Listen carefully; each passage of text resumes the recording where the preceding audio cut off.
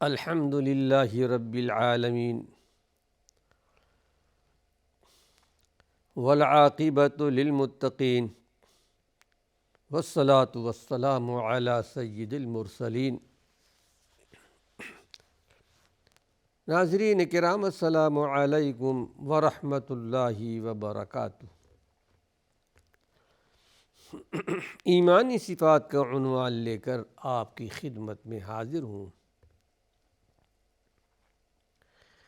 حقوق اور معاملات، اس تعلق سے بہت ساری باتیں آپ کے سامنے آ چکی ہیں۔ جہاں حقوق اللہ کا ایک خاص مقام ہے، وہاں حقوق العباد اس کا بھی خاص تعلق ایمانیات کے ساتھ ہے۔ یہ سب ایمانیات کا کے جوہر ہے۔ اللہ کی عبادت تو کرنی ہے، لیکن اس کے ساتھ ساتھ اللہ کے اور کچھ اوامر ہیں، اللہ کے پیارے پیغمبر کے کچھ ہدایات ہیں، اس پر بھی عمل کرنا ہمارے لیے ضروری ہے۔ خادموں اور نوکروں کے تعلق سے کچھ باتیں پیش کی گئی تھیں۔ پھر اللہ کے رسول صلی اللہ علیہ وسلم کی تعلیمات کی بنا پر صحابہ بہت زیادہ احتیاط کیا کرتے تھے، لیکن جہاں کہیں لغزش ہوتی تھی صحابہ سے، اللہ کے نبی صلی اللہ علیہ وسلم وہاں پر ان کی تربیت فرماتے تھے۔ اس سلسلے میں ایک حدیث آپ کے سامنے پیش کر رہا ہوں۔ ایک مرتبہ ایک صحابی اللہ کے نبی صلی اللہ علیہ وسلم کی خدمت میں تشریف لائے اور کہا کہ اللہ کے رسول صلی اللہ علیہ وسلم، میرے پاس ایک خادم ہے، نوکر ہے، غلام ہے۔ بسا اوقات مجھ سے جھوٹ بولتے ہیں، میری خیانت بھی کرتے ہیں، نافرمانی بھی کیا کرتے ہیں، میں ان کو سزا بھی دیتا ہوں، کبھی مارتا بھی ہوں۔ تو ذرا یہ بتا دیجئے کہ قیامت کے دن میرے ساتھ کیا سلوک ہوگا، میں صحیح کر رہا ہوں یا غلط کر رہا ہوں۔ اس سے پتہ چلتا ہے کہ صحابہ آخرت کا، مواخذے کا، پکڑ کا احساس رکھا کرتے تھے۔ آخرت کا احساس یہ تھا، کوئی ایسا کام نہ ہو جس سے آخرت میں ہماری پکڑ ہو۔ حساس طبیعتوں کے مالک تھے کہ ہم آخرت میں اللہ کے عذاب سے، اللہ کے پکڑ سے بچ جائیں، کہ اللہ کے نبی صلی اللہ علیہ وسلم مجھے بتائیے میرا یہ عمل صحیح ہے یا غلط ہے۔ ان کی خطاؤں پر میں ان کو سزا دیتا ہوں، لیکن اے اللہ کے نبی بتائیے میرے ساتھ کیا سلوک کیا جائے گا۔ اس وقت اللہ کے نبی صلی اللہ علیہ وسلم نے ان کی تادیب اور تہذیب کی، کہا دیکھو تمہارا خادم، تمہارا نوکر یا تمہارے غلام جو بھی، ان کی خطاؤں پر تم سزائیں دیتے ہو، کل حشر کے میدان میں، قیامت کے میدان میں تمہاری سزائیں ایک طرف ہوں گی، اس کا جرم ایک طرف ہوگا۔ اگر تمہاری سزائیں زیادہ پڑ گئیں تو یاد رکھو اللہ کے یہاں اللہ کے عذاب سے، اللہ کی پکڑ سے، مواخذے سے بچ نہیں پاؤ گے، اللہ حساب لے گا۔ اور آپ نے قرآن حکیم کی آیت تلاوت فرمائی کہ وَنَضَعُ الْمَوَازِينَ الْقِسْطَ لِيَوْمِ الْقِيَامَةِ فَلَا تُظْلَمُ نَفْسٌ شَيْئًا۔ یاد رکھو ہم قیامت کے دن میزان قائم کریں گے، ترازو قائم کریں گے، نیکیوں اور برائیوں کو تولا جائے گا، موازنہ کیا جائے گا، پرکھا جائے گا۔ فَلَا تُظْلَمُ نَفْسٌ شَيْئًا، اور کچھ بھی تم پر ظلم نہیں کیا جائے گا۔ تمہارے اعمال کے مطابق اچھے ہوں یا برے ہوں، میزان قائم کیا جائے گا، تمہیں بدلہ دیا جائے گا۔ اس لیے کہ اللہ رب العالمین کے پاس ظلم نہیں ہے۔ وَمَا رَبُّكَ بِظَلَّامٍ لِّلْعَبِيدِ، تمہارا پروردگار بندوں پر ظلم نہیں کرتا، وہ تو رحمان و رحیم ہے، بڑا رحم کرنے والا ہے۔ وَإِن كَانَ مِثْقَالَ حَبَّةٍ مِّنْ خَرْدَلٍ أَتَيْنَا بِهَا وَكَفَىٰ بِنَا حَاسِبِينَ، اگر ایک ذرہ برابر کے برابر بھی کوئی عمل ہوگا نیک یا بد، اس کو بھی پروردگار عالم حاضر کر دے گا۔ یہ بات اور ہے کہ توبہ استغفار سے پروردگار عالم نے گناہوں کو محو کر دیا ہے، مٹا دیا ہے، لیکن توبہ استغفار نہیں کیا اور حقوق ادا نہیں کیے تو یقیناً پیش کیے جائیں گے۔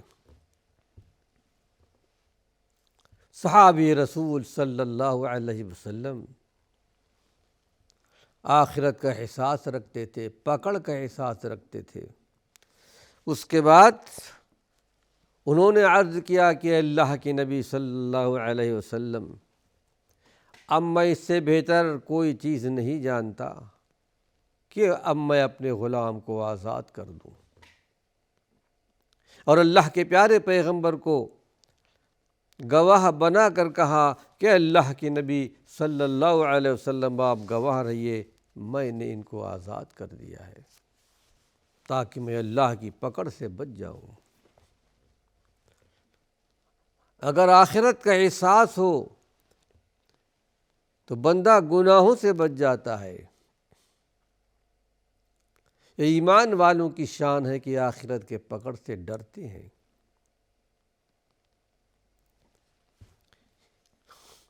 اس واقعہ سے پتہ چلتا ہے اگر کسی پر بھی ظلم کیا گیا ہو، چاہے خادم ہو، چاہے نوکر ہو، یا کہیں بھی کسی طریقے سے بھی کسی کو نقصان پہنچایا گیا ہو یا دل کو تکلیف پہنچائی گئی ہو، تو قیامت کے دن اللہ رب العالمین اس سے محاسبہ کرے گا۔ اس لیے ہر ایک کو چاہیے کہ آخرت کا احساس رکھے، آخرت کے پکڑ کا احساس رکھے۔ عمر ابن خطاب کہا کرتے تھے، حاسبوا قبل ان تحاسبوا، قبل اس سے کہ تمہارا حساب لیا جائے، کل حشر کے میدان میں، قیامت کے میدان میں، اس سے پہلے اپنا حساب لگا لو۔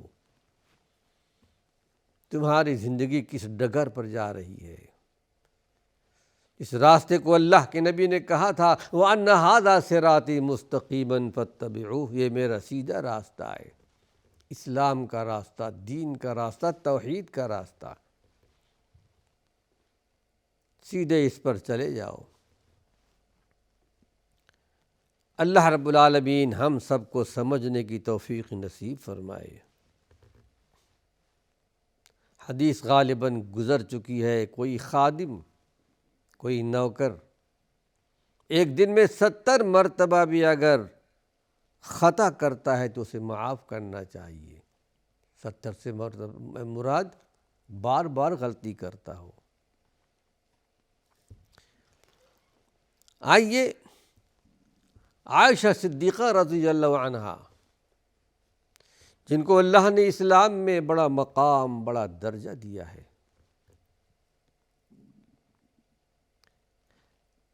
اپنی ایک نالائقہ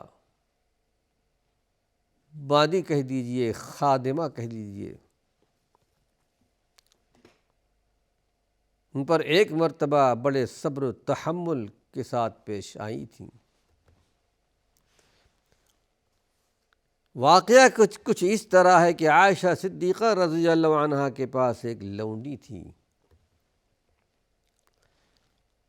اور حضرت عائشہ صدیقہ نے کہہ دیا تھا کہ میرے انتقال کے بعد یہ آزاد ہیں، پہلے سے کہہ دیا تھا۔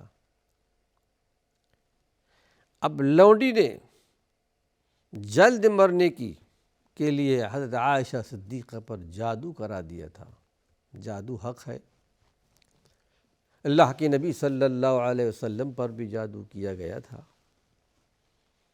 جادو ہر ایک پر چل سکتا ہے، جو ایک شیطانی فعل ہے۔ عائشہ صدیقہ کے خاندان والوں نے ان کا علاج کرایا، صحیح ہو گئیں۔ پھر اس لونڈی سے پوچھا گیا تو لونڈی نے اقرار کر لیا کہ ہاں میں نے یہ کام کیا ہے۔ تو صبر و تحمل دیکھیے عائشہ صدیقہ کا، اللہ کے پیارے پیغمبر کے ساتھ رخصتی کے بعد 10 سال آپ کے ساتھ رہیں، آپ سے تربیت حاصل کی، آپ کے ایک ایک چیزوں کو، ایک ایک باتوں کو یاد رکھتی تھیں، سوال کرتی تھی، پوچھتی تھیں۔ اللہ کے نبی صلی اللہ علیہ وسلم کی رفیق حیات عائشہ صدیقہ نے اس کی نالائقی پر کوئی سزا نہیں دی، مارا نہیں، پیٹا نہیں، گالی گلوچ نہیں کیا، بلکہ یہ کہہ دیا کہ میں اس کی آزادی ختم کرتی ہوں، اس کو کسی کے ہاتھ بیچ دیا جائے۔ امام بخاری رحمۃ اللہ علیہ نے اپنی معروف کتاب الادب المفرد کے اندر اس حدیث کو نقل کیا ہے۔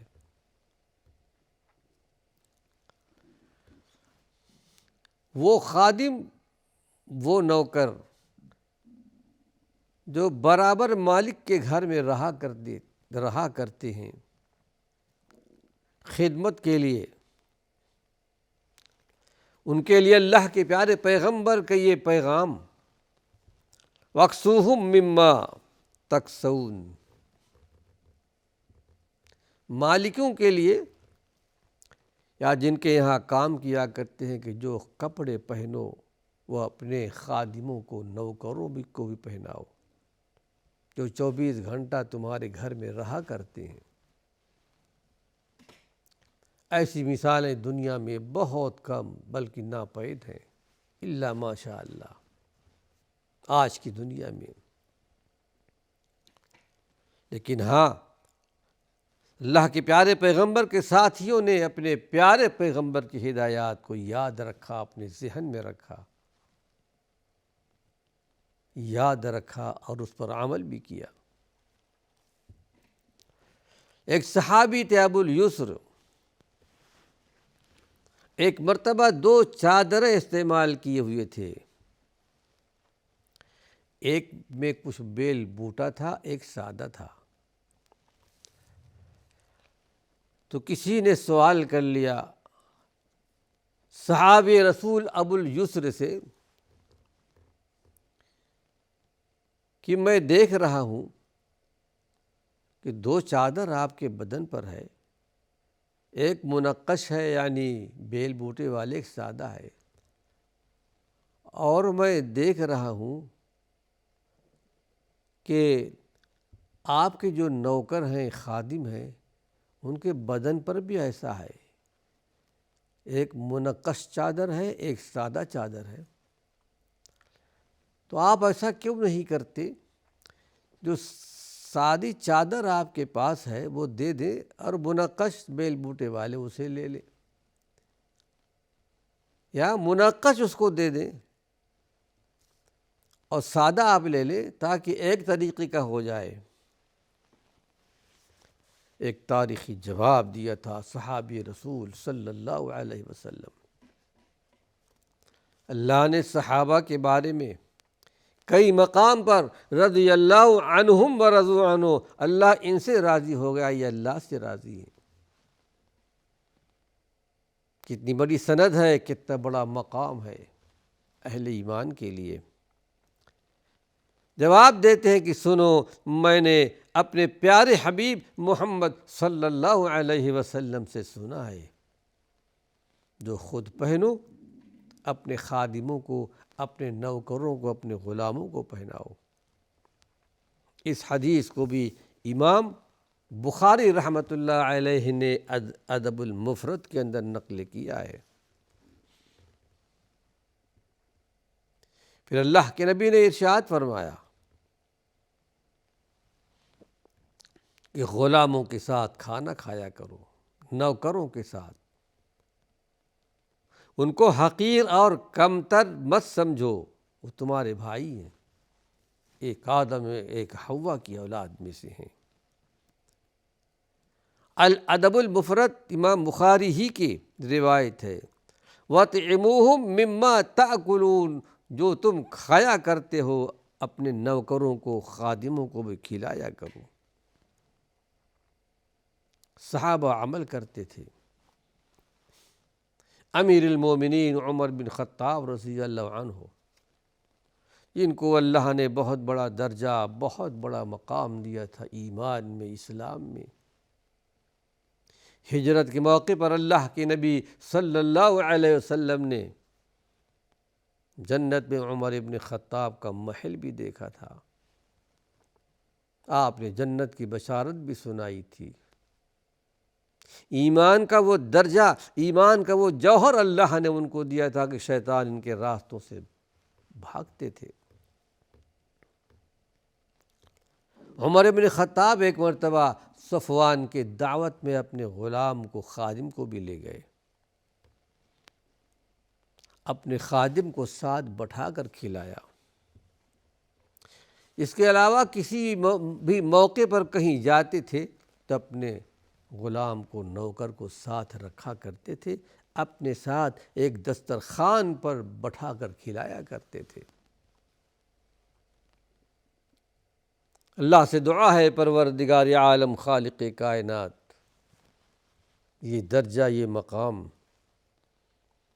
ہمیں اور آپ کو بھی عطا فرمائے، اللہ کے پیارے پیغمبر کی ہدایات پر عمل کرنے میں۔ وآخر دعوانا ان الحمد للہ رب العالمین۔